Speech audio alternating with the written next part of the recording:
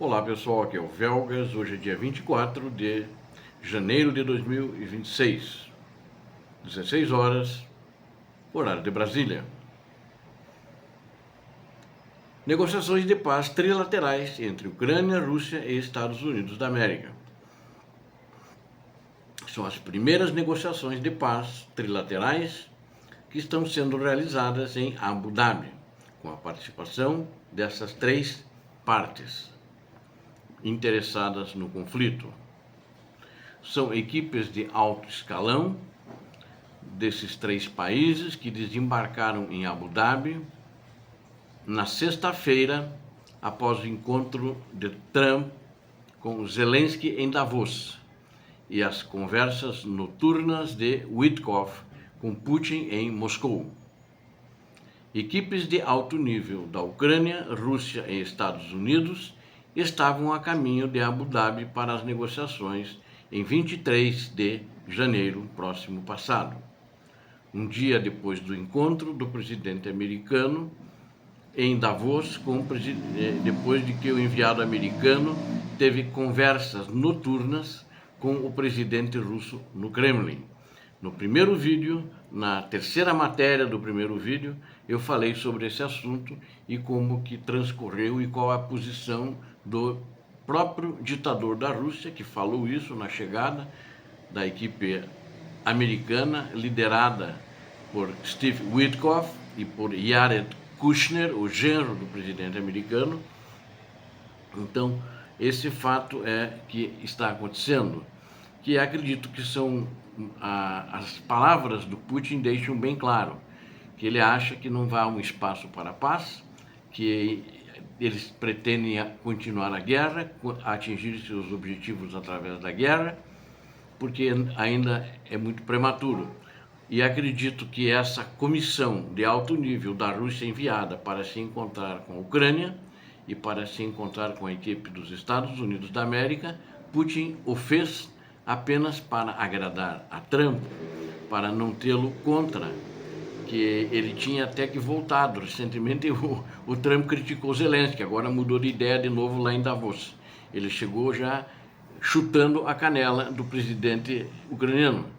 E no final fizeram uma reunião de muitas discussões, de muitas baixarias, com Putin atacando os europeus, humilhando os líderes europeus, humilhando o Zelensky, mas no fim parece que...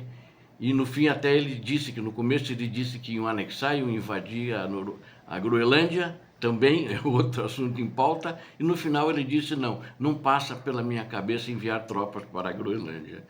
É um negócio confuso, né? Então, hoje as negociações sobre a guerra na Ucrânia têm se desenvolvido essa semana próxima passada, essa semana aqui ainda em curso, né? Hoje é sábado, elas se desenvolveram em Davos, e daí no Kremlin, com o ditador russo. Esse é o lado russo que importa, e não o de Abu Dhabi, na minha opinião. Embora que muita coisa talvez consiga sair ali e eles consigam convencer o ditador. Acho que o ditador sabe exatamente onde quer chegar. O Rustem Umerov, ele é o chefe da delegação ucraniana, ele confirmou para a imprensa que as discussões de sexta-feira foram concluídas, embora não tenha havido nenhum anúncio oficial até a noite de sexta-feira, no horário local lá de Abu Dhabi, de que as negociações foram concluídas. Alguns relatos indicam que a sessão de sexta-feira será finalizada e retomada no sábado, e uma probabilidade de continuar no domingo. A reunião trilateral de hoje ontem, né? Fuso horário dá uma certa confusão aqui, é grande o fuso horário.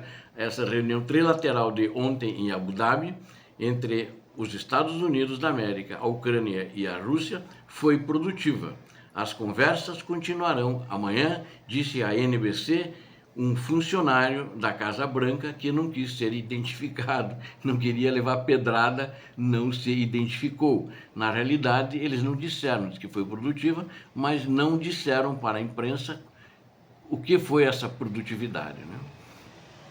A CNN, citando uma fonte com conhecimento das discussões, relatou informações semelhantes. A agência de notícias estatal russa, TASS, citando suas fontes, afirmou que as delegações discutiram zonas de amortecimento e vários mecanismos de controle. Sim, naturalmente, esses aspectos, a zona de amortecimento, vários mecanismos de controle, são discutidos na reunião, juntamente com outros tópicos importantes, né? Isso sem dúvida nenhuma. E essa zona de amortecimento é uma espécie de uma zona tampão, né? E que no leste da Ucrânia, porque estão muito em discussão sobre a questão de entregar totalmente Donetsk para eles, né? E elas têm diferentes nomes, zona tampão, zona de amortecimento, zona desmilitarizada e por aí vai, né? E isso em todo o teatro de operações. Na época, o presidente ucraniano Volodymyr Zelensky disse que os Estados Unidos da América haviam proposto a criação de uma zona econômica livre, ainda tem mais isso, em Donetsk e Luhansk, sob a qual as tropas ucranianas se retirariam, enquanto a Rússia descreveu o mesmo conceito como uma zona desmilitarizada, segundo Zelensky. Em sua atualização noturna de ontem, o presidente Volodymyr Zelensky compartilhou alguns comentários sobre as negociações em andamento em Abu Dhabi. Ele afirmou que os representantes de Kiev estão informando quase a cada hora e a todas as negociações como estão focadas os parâmetros para pôr fim à invasão russa.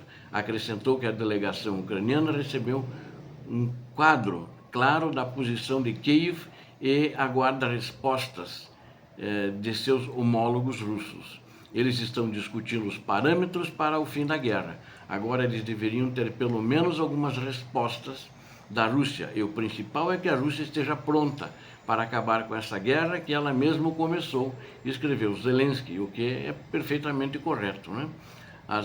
Ela que começou a guerra e ela poderia terminar a guerra já. E eu acho que ela tem que sair da Ucrânia. Não dá para entregar território para a Rússia de jeito e maneira nenhuma. Não pode se dar para um exército que teve mais de 1.200.000 homens em baixas, que teve mais de 11.000 tanques de guerra destruídos, que teve mais de 23.000 blindados de combate destruídos, dar a vitória para ele e entregar Donetsk e Luhansk inteiro. Não dá, é inviável. Essa é uma posição minha, sempre foi, né? E de muita gente também, não sou o único, né? Dentro da Ucrânia, o próprio presidente Zelensky que não quis entregar a Ucrânia, não quis fazer a capitulação. As posições ucranianas são claras, eles têm um quadro de diálogo, e o Zelensky disse, definir um quadro de diálogo para a nossa delegação. E ele alertou que é cedo demais para tirar conclusões, acrescentando que as negociações continuarão no sábado. Ele reiterou que o desejo da Ucrânia de pôr fim à guerra não é suficiente. A Rússia também precisa encerrar sua invasão. Ela precisa ter esse desejo também, mas ela não tem e não vai ter enquanto o regime do ditador Vladimir Putin continuar existindo. Antes das negociações em Abu Dhabi, Moscou reiterou que a conquista do Donbás ucraniano engloba o Donbás, na realidade, ele engloba as regiões de Donetsk e Luhansk. Ele deu o que chamou como Donbás ucraniano. É um pré-requisito para o início das negociações de paz. Já de cara, 0 minutos, eles falaram isso lá em Abu Dhabi. Embora a conquista das duas regiões que a Rússia não conseguiu tomar desde 2014, apesar de 4 anos de ataques implacáveis, possa ajudar o Kremlin a justificar a guerra internamente. Porque eles queriam a região em primeiro lugar, né? Não conseguiram pegar, estão lá há mais de 10 anos, 11, e também não conseguem. Espera-se que as delegações ucraniana e russa se concentrem em questões territoriais nas negociações de Abu Dhabi nessa sexta. Melhor, nessa sexta não, nesse sábado. Com uma possível trégua e provavelmente um plano de paz. Possa para ser discutido, quem sabe até fazer um cronograma. Eu não acredito nisso. É o que a Ucrânia espera, é o que Donald Trump espera, né? Porque Putin já disse claramente que vai continuar tentando no campo de batalha, porque ele acha que está sobrando gente que ele pode mandar para morrer e com isso, com essas mortes, com esses avanços e essas linhas criminosas de carne moída, que manda os buchas de canhão, ele vai eliminando o seu povo, não importa, mas ele vai conquistar territórios assim. Não conseguiu muito até agora, mas ele tem essa ilusão também. Ele manda o pessoal dele para o inferno, abre o caldeirão e o demônio fica recebendo essas pessoas. É o que acontece. né? É um quadro que eu estou pintando aqui para vocês, mas é o que acontece. Ele está sacrificando, assassinando o seu próprio povo. Okay? Então é isso aí. E também na Ucrânia está muito frio, entre menos 7 e menos 19 graus. E em Kiev estão ainda 1.200 edifícios, permanecem sem aquecimento. E também existe a crise energética em toda a Ucrânia, que é muito grande. E o Financial Times, citando fontes não identificadas, noticiou que um cessar-fogo limitado à rede elétrica e outras estruturas energéticas poderá ser proposto em Abu Dhabi, na sexta-feira e no sábado, mas questionou a sua viabilidade, uma vez que a crise energética da Ucrânia continua a servir de moeda de troca para o ditador do Kremlin, Vladimir Putin, enquanto os ataques ucranianos às instalações de petróleo e gás russas têm se revelado eficazes para esgotar os cofres de guerra de Moscou. Entretanto, tem relatos em primeira mão de moradores de Kiev que estão sofrendo sem ter aquecimento, sem ter eletricidade, aqui e ali em todo lugar, né? E as negociações trilaterais começaram e eu não coloco fé nisso, né? Eu acho que não vai longe porque são três fontes e o que acontece em coisas muito diferentes, com pensamentos diferentes que não estão, não coadunam um com o outro, estão todos puxando numa direção. E o ditador da Rússia sabe isso e ele mesmo manda o seu pessoal fazer isso para colocar bode na sala da Europa e bode na sala da Ucrânia, e que fica muito difícil de tirar. Acredito que esse tratado de paz, esse cessar-fogo, vai ser muito difícil de conseguir, né, lá em Abu Dhabi. Em Moscou já ficou claro que não vai conseguir. Em Davos também, agora o Davos, a grande vitorioso foi a Ucrânia, que teve um apoio maciço durante esse encontro do Fórum Econômico. Obrigado a vocês que assistiram ao vídeo. Conto com vocês. Deus abençoe a todos vocês, Deus abençoe a Ucrânia, Deus abençoe o Brasil. Paz e bem, paz para toda a humanidade.